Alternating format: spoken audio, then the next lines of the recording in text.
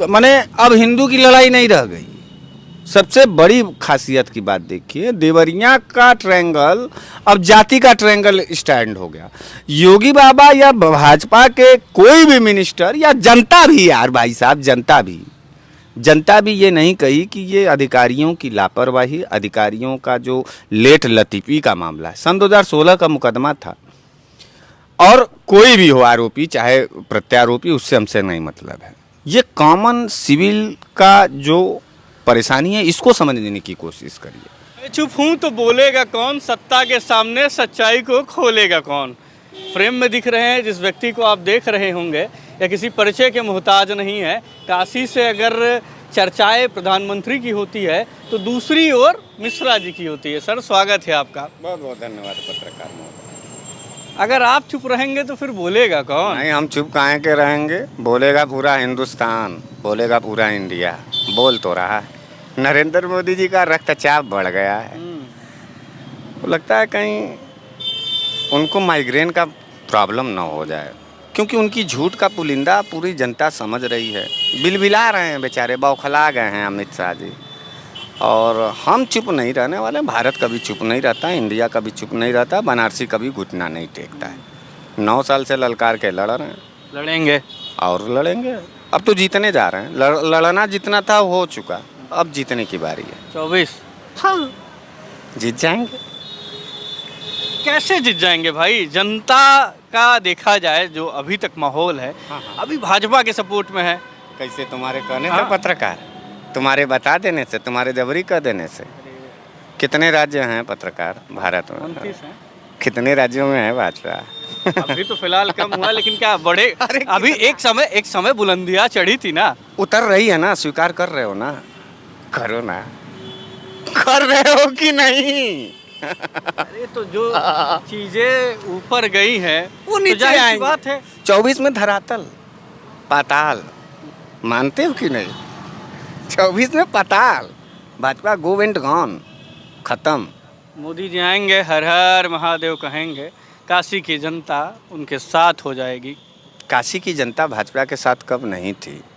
काशी, अयोध्या, मथुरा, ये कुछ ऐसे प्लेसेस हैं जहाँ धर्म के नाम पर कोई समझौता नहीं होता है। इतने बड़े, बहुत बड़ा तुर्रम थे तो गुजरात से लड़ लिए होते।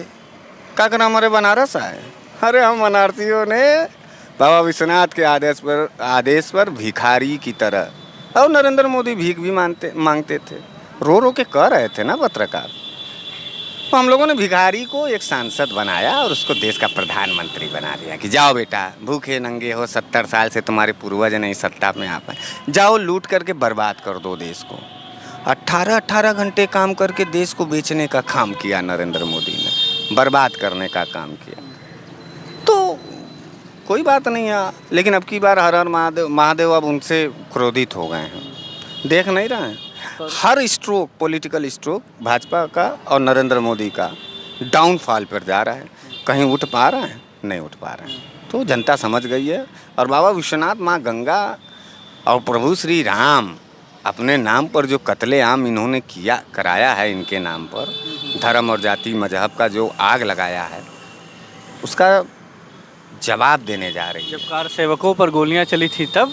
कार सेवकों पर गोलियां चली थी तो कौन चलवाया था? इतिहास जानते हो? बड़ा अच्छा सवाल किए। सरकार में कौन था?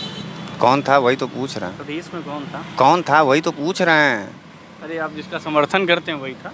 बस उसके पहलवा कौन था? 1 घंटा पहलवा, 1 घंटे में सरकार हस्तांतरण हुई थी।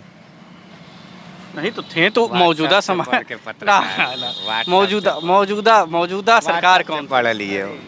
कल्याण सिंह जी थे, मालूम है? उसके बाद जब घटना अच्छा, हुई थी, बहुत बढ़िया तुमने बात सवाल किया।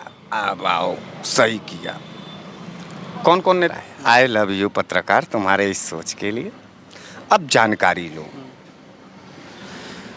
अशोक सिंघल एक नाम हुआ करता था, उमा भारती एक नाम हुआ करती थी, प्रवीण तोगड़िया एक नाम हुआ करता था। ये सब फायर ब्रांड लीडर थे।